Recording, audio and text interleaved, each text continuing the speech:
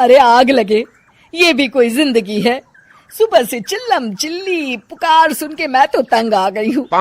अरे वो भी क्या दिन थे जब मैं गांव में रहा करती थी। पहले बड़ी सुखी थी मैं। पहले मेरी जिंदगी क्या थी और अब क्या हो गई है। शहर में तो लोग भेड़ बकरी की तरह जीते हैं। जीने का असली मजा तो गांव में है। क्यों, क्या हुआ माँ जी? आज गांव की बहुत याद आ रही है आपको? अरे हाँ बहू, शहर का जीना भी कोई जीना है। लोगों की आधी जिंदगी तो सड़कों के ट्रैफिक में निकल जाती है और यहाँ रखा ही क्या है। एक बात कहूँ, दिल्ली शहर अब पहले जैसा नहीं रहा। क्या माँ, जब देखो गांव के गुणगान गाती रहती हो। ठीक है, इस बार ना बच्चों के कॉलेज की छुट्टियों में हम सब गांव चलेंगे, ठीक है? हाँ, ये ठीक है। फिर कुछ दिनों के बाद सारा परिवार अपने गांव चला जाता है। अरे वाह,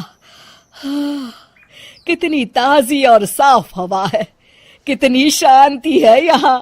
चल बहू, अब बढ़िया सा खाना बना दे, मजे से आंगन में बैठ के खाएंगे। सुशीला गांव का माहौल देख बड़ी खुश होती है। 2 दिन के बाद गांव की कुछ औरतें सुशीला के घर आती हैं। बड़े दिनों के बाद गांव आई है सुशीला। हमें तो लगा कि तू शहर जाके गांव को भूल गई। और बतिया, तेरी बहू कैसी है? जरा मिलवा तो उससे। अरे मेरी बहू तो लाखों में एक है। बड़ी किस्मत वाली हूँ मैं जो मुझे जानकी जैसी बहू मिली है। हमेशा मेरी सेवा में लगी रहती है और आज तक कभी पलटकर जवाब नहीं दिया उसने।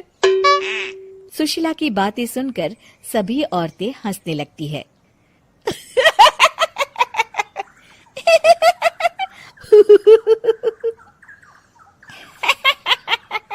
अरे कुछ भी बोले जा रही है। तबीयत तो ठीक है? तेरी बहू चांद से आई है क्या? क्यों बहनों, दुनिया की कोई भी बहू अच्छी होती है क्या? सब औरतें ममता की हाँ में हाँ मिलाती हैं। अरे मैं तो कहती हूँ दुनिया की हर बहू सास का खून चूसने वाली डायन होती है, डायन। मैं तो एक बिल में 1000 सांप के साथ रह सकती हूँ, लेकिन अपनी बहू के साथ नहीं रह सकती। हाँ, तूने सही कहा। मेरी बहू तो तेरी बहू से भी 2 कदम आगे है। सब औरतों की बातें सुनकर ममता मन ही मन बड़बड़ाती है। अरे ये गांव सुधर गया, लेकिन औरतें नहीं सुधरी। अगर थोड़ी देर और इनकी बेवकूफी भरी बातें सुनूंगी तो मैं सच में पागल हो जाऊंगी। फिर सुशीला उन औरतों को घर से दफा कर देती है और राहत की सांस लेती है। अरे बहू, जरा बाम लाके मेरे सर पर तो लगा दे। उन औरतों की फालतू बातें सुनकर मेरा सर चकरा गया है। इस गांव की औरतों का तो भगवान ही मालिक है। फिर अगले दिन सुशीला की सास उससे कहती है, अरे बहू, तू यहाँ क्या आराम फरमाने आई है? आखिर ये तेरा ससुराल है। चल चल, घर के कामों में हाथ बटा। शहर में कुछ काम धाम तो करती नहीं है। जरा अपने आप को तो देख, कितनी मोटी हो गई है। सारा दिन घर का काम करने के बाद शाम को सुशीला, हाय मेरी कमर, हाय मेरे पैरों ने तो जवाब दे दिया।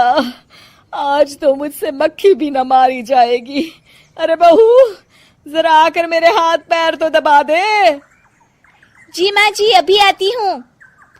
तभी सुशीला की सास जानकी को रोकते हुए कहती है, अरे रुक जा बहू, एक दिन काम करके इसको इसकी नानी याद आ गई। हम लोग तो रोज इतना काम करते हैं, कोई जरूरत नहीं इसके हाथ पैर दबाने की।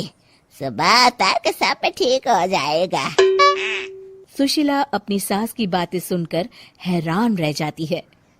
इस तरह धीरे धीरे गांव आने के बाद सुशीला की परेशानी शुरू हो जाती है। फिर एक दिन अरे आज तो मैं कपिल शर्मा देखूंगी क्योंकि आज संडे है। सुशीला जैसे ही टीवी ऑन करती है तभी बिजली कट जाती है। अरे सत्यानाश, इस बिजली को भी अभी जाना था। इतने दिनों से मैं टीवी सीरियल देख नहीं पाई। हमारा देश इतनी तरक्की कर रहा है, अरे पता नहीं ये गांव कब सुधरेगा। अरे अब तो 2 दिनों के लिए बिजली को भूल जा, ये तो यहाँ रोज की बात है। अब इस अंधेरे में रहने की आदत डाल ले। हाँ हे भगवान, अब क्या होगा? ऊपर से इन मच्छरों ने जीना हराम कर रखा है।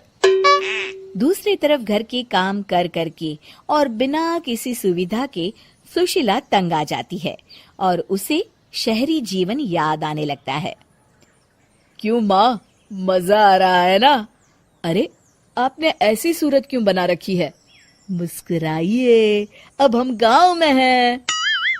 मोहन के साथ जानकी भी अपनी सास की खिंचाई करती है। हाँ हाँ माँ जी, आप ही तो यहाँ की बड़ी तारीफ कर रही थी। फिर अभी तो कुछ ही दिन बीते हैं, वैसे भी अब तो आप यहीं रहने वाली है ना? अरे नहीं नहीं बहू, मैं एक दिन और यहाँ रुकी तो मर जाऊंगी। मुझे शहर ले चलो। क्या दिन थे, कितनी सुखी थी मैं वहां। ठीक है माँ, हम कल ही वापस शहर चले जाएंगे। इस तरह सुशीला शहर आ जाती है और फिर कभी दोबारा गांव जाने की जिद नहीं करती।